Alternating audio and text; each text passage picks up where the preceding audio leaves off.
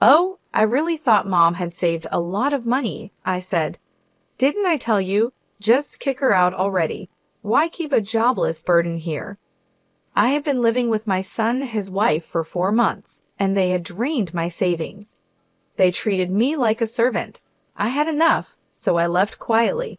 Then my son called me. Mom, what's going on? Eric sounded frantic on the phone. Around that time, something I did had made headlines across the Canada. I'm Olivia, and I am 65 years old. I had been living in Italy for several years, but my health got worse, so I came back to the States. My old apartment was gone, so I reached out to my son and his wife to see if I could stay with them for a while. Eric, my only son, is 38 and works in an office. He and his wife Helen don't have kids and seem to live quietly. We lost touch while I was away, but I decided to reconnect. Eric seemed glad to hear from me. I explained my situation and asked if I could stay for a while. Eric reluctantly agreed. It was awkward to impose on them, but the joy of seeing my family again overcame my hesitations. With a mix of nervousness and happiness, I took a taxi from the airport to their house. When I arrived, Eric and Helen greeted me at the entrance. Eric looked happy, but Helen was visibly unhappy. I planned to stay for a few months, and my belongings would be delivered later. I dropped off my carry-on bag and went to the living room. We chatted about our daily lives and jobs, as well as my recent life in Italy. When Eric asked why I had moved to Italy, I just said, I'm getting old and wanted to enjoy the Italian countryside. Eric laughed, but Helen remained unhappy. Then we discussed my health issues. I've been having severe dizziness and was told it might be Meniere's disease. When a seizure occurs, people may be unable to stand because their surroundings are spinning and they may feel nauseous. I feel insecure living alone, so I wanted to stay with them until my condition stabilizes. I went back to the entrance to grab my things from my carry-on. As I was organizing my stuff in the hallway, I overheard Eric and Helen talking. Eric, are you serious about letting Olivia stay? I don't want to live with an old woman. Come on, she's my mom. You also work part-time, so you won't always be around. Yeah, but what about our days off? How long is she planning to stay? I want her gone. Don't talk like that. Mom will leave eventually. We can discuss finances tomorrow. Just keep it down. She might hear you. She can't hear us. Old age doesn't bring sharp ears for insults. There I was, eavesdropping on their conversation in the cold hallway. I felt bad for imposing on Eric and his wife so suddenly. I'm sure it's a big inconvenience for them, but I'm really happy to be spending time with Eric and his wife after all these years apart. When Eric was young, I raised him as a single mom after losing my husband. We didn't have much, and Eric had his share of hardships dealing with illness and all. This isn't making up for that, but I wanted to come here to share my apologies and gratitude. That's why I came to this house. It's a shame I'm not welcomed, but they've got their own lives to live. I went to the guest room they gave me, trying to calm my anxious heart. The next morning, Eric left for work, and it was just Helen and me. While I was doing some crafting in the living room, Helen stood before me. Hey, Olivia, can you not make such a mess? I looked around and noticed fabric scraps and threads scattered about. Oh, I'm sorry. I'll clean it up. Do you know what this is? I showed her the small pouch I was sewing. It had a little green turtle design on it. This is a turtle pouch. I love turtles, so I make little turtle-themed crafts. It even has a zipper on its shell too. That's nice, but Olivia, you can't just hang around here all day. Helen cut me off, clearly uninterested. At least go somewhere else when I'm off from my part-time job. You're in the way. But I get dizzy if I go outside too much. I'll drive you to the nearby community center to stay there during the day. I have things to do at home, Helen said firmly. Also, help with the chores while you're here. It's the least you can do since we're letting you stay. Don't do crafts, do some cleaning and laundry. I was stunned. I finally said, "All right then," and slowly got up. From then on, I ended up doing all the housework. Even though I was dizzy and sore, I took on the chores. Helen and Eric treated me like a housekeeper.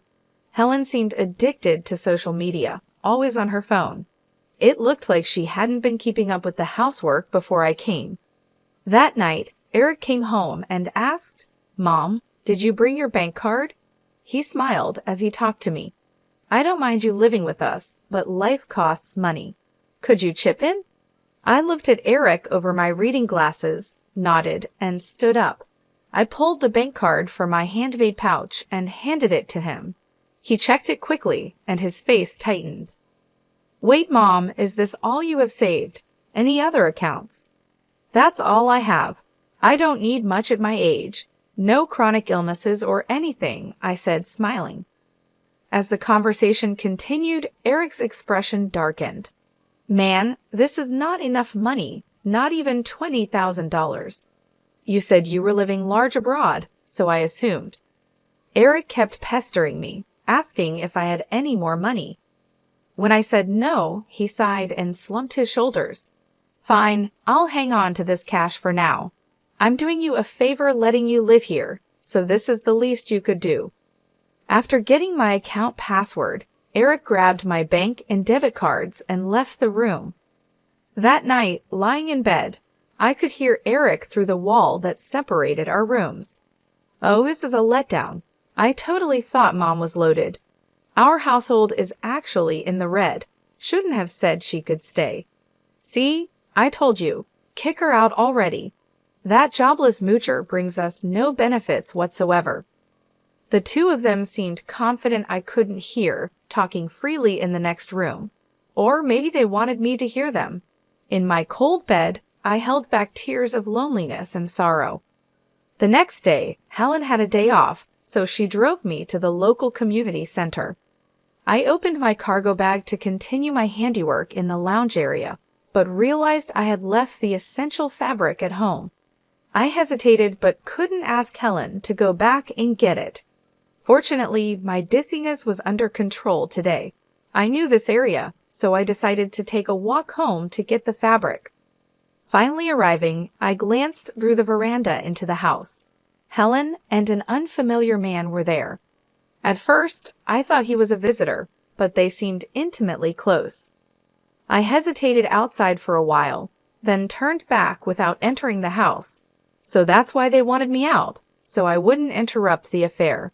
Back at the community center, I kept thinking about Helen and that man and decided to call someone for advice. From then on, I avoided bringing up the man and continued interacting with Eric and his wife. However, whenever I left the house, I would conspicuously place a red turtle pouch at the edge of the living room side table. 4 months had passed since I started staying with Eric's family. By this point, I had essentially become the household maid. When I was at home, I had to do endless chores, and when Helen was home, I was relegated to the community center. My savings had mostly been drained by Eric, a man with a gambling addiction who spent most of his free time on lotteries and slots. It seemed his fixation on money stemmed from the financial hardships he suffered as a child. I initially tried to intervene, but eventually gave up because mentioning it always enraged him. 4 months in, and I couldn't take it anymore. One night before a long weekend, I decided to bring up something I'd been considering. "Eric, Helen, thank you for letting me stay with you." "Eric, I know I made things hard for you when you were young by not having much money. I'm sorry for all the trouble I've caused, but I'm grateful." I pulled out a homemade turtle pouch from the table. It was green with a zipper on the shell. "This is a token of my gratitude to both of you. I hope you'll accept it." Contrary to my expectations, neither Eric nor Helen showed any interest in my handmade pouch. "Mom, enough of that. Are we really out of money? Think about the Italian account or something." "Eric, I told you we are out of money. Look, I worked really hard on this. Can you just take it as a token of my love? Remember how happy you were when you were little, and I would fill the shell with candy and some pocket money." Eric started to get increasingly irritated. I'm not a kid anymore. I'm not happy receiving something like this. Olivia, how much longer are you planning to mooch off us? Honestly, it's annoying. Eric and his wife gave me a cold look. Desperate, I asked Eric, do you remember Brian? He helped us out in that old apartment we lived in. What? I don't remember. Stop bringing up old stories. Are we done? Eric said, looking annoyed. I was stunned into silence. I clenched the turtle pouch in my hand and felt the texture of the paper inside. The next day, Eric and his wife went on vacation, leaving me behind. After our conversation yesterday, I decided to leave the house. I quickly packed my bags and arranged to send them to my home in Italy. I also made sure to put the red turtle pouch into my carry-on bag. I left a simple note of thanks and goodbye on the table and left the house where I'd been staying for 4 months. After that, I didn't return home immediately. Instead, I stayed in a K hotel for a while. I had things to do, and I thought Eric and his wife would contact me eventually. Sure enough, about 3 weeks later, Eric called.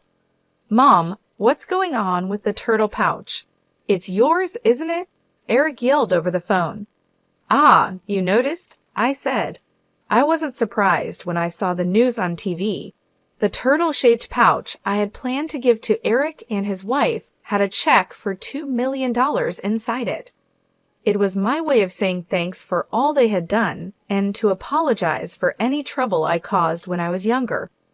Some might find it shallow to atone with money, but I had dreamed of the day I could give it to them, saving up bit by bit over 39 years. I had found out Eric was in debt. He had tried to pay off gambling debts with more gambling, only to sink deeper. Even with a steady job, he was struggling. I wanted him to clear his debts and live peacefully, but they refused my gesture. They had forgotten the kindness they once showed me. So I decided to divide the $1 million check into smaller sums and donate it to charities and welfare organizations across Canada. I placed the donations in that handmade turtle pouch and sent it anonymously.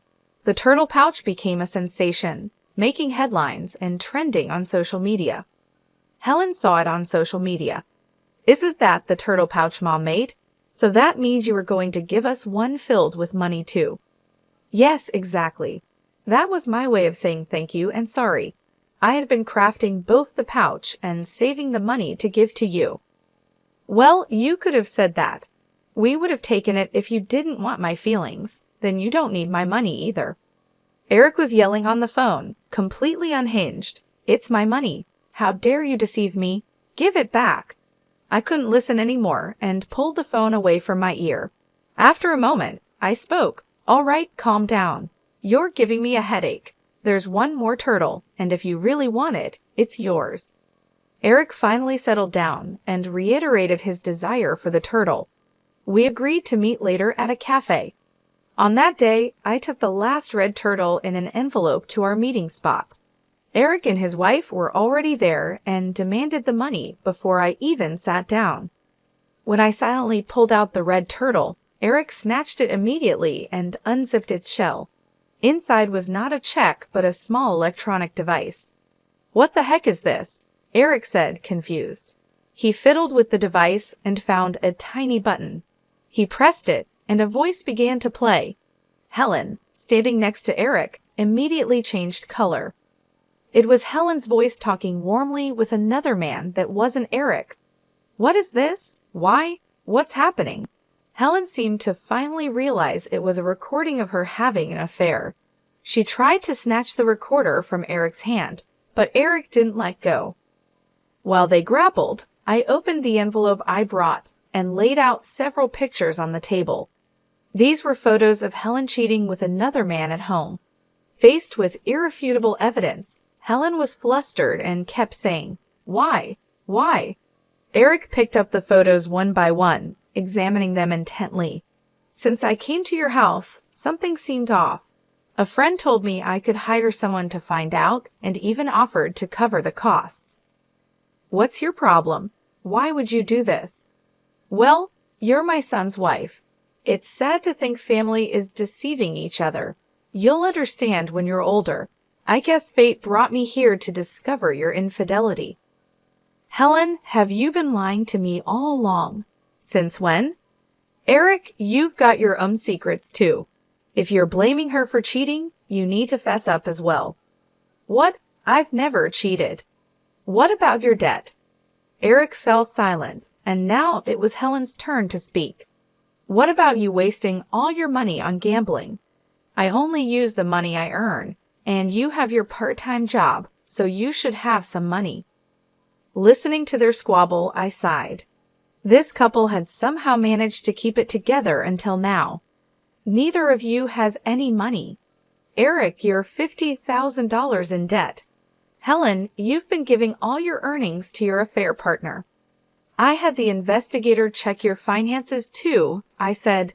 Both Eric and Helen were shocked and started shouting at each other. I was floored when I first heard the investigation results. This couple was on the brink of bankruptcy. Look, we can pay back the debt if we get Mom's money. So give it to us now. I donated all the money. The only thing left is this red turtle figurine. You blew through my savings on gambling, remember? You're kidding me. All of it? Enraged, Eric lunged at me across the table. Other customers started to pay attention, and the staff hurried over. The $2 million is mine. It was supposed to be mine. Give it back. Soon, the police had to be called to restrain Eric. After the police calmed him down, they kindly escorted me back to my hotel due to my concerns about Eric's aggressive behavior. A week later, Eric and Helen's relationship had deteriorated beyond repair due to the affair and debt. They got divorced. Eric, now single, got even more consumed with gambling and acquired more debt. He was caught trying to embezzle company funds. He avoided criminal charges but was fired. To make matters worse, his outburst at the cafe was captured on video and spread on social media, making it difficult for him to find another job. Unable to bear the shame, Eric cut off all contact and disappeared. After the divorce, Helen had no one to rely on and moved into an old public housing unit, living alone. Just before I could make a donation for the turtle rescue, my online post mocking my own turtle went viral. Helen started facing harassment and stalking, which eventually spread to her part-time job and got her fired. Even the man she was having an affair with grew tired of her and left. Now, without any income, she's living on temporary assistance for needy families. After that, I returned to my home in Italy. Once I finished unpacking in my apartment, I changed into a dress with practiced ease. As I was reviewing some work documents, I heard a noise at the entrance. It seemed Brian, my cohabitant, had returned home. Hey, Madam President, welcome back. How was your trip to Canadian after so long? Brian came over with a smile, setting down his coat and bags. Brian is 69 years old. He was a resident in the same apartment complex where my son Eric and I lived years ago. I was struggling with poverty, having lost my husband and caring for a young asthmatic Eric. We had no utilities and no one to turn to. I was desperate and considered ending it all. It was Brian and his wife, our upstairs neighbors, who saved us. They were our lifeline. Please call me Olivia. I'm back, and look, I brought so many souvenirs. Wow, all my favorites. Thanks. I'll take some to the storytelling event at the community center tomorrow, Brian said, examining each of the piled-up souvenirs on the table, his face beaming. After we got back on our feet, Brian and his wife moved away for work.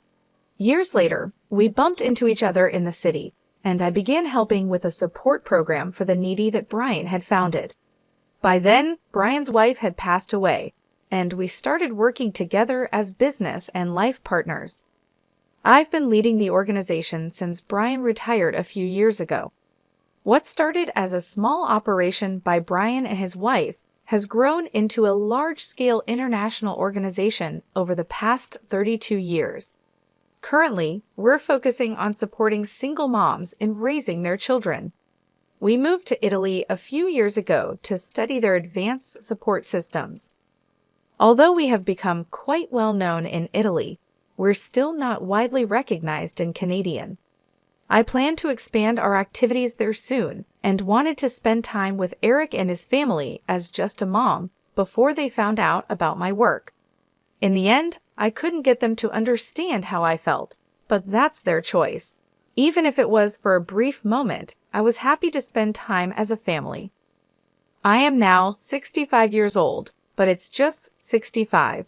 There's still much I want and need to do.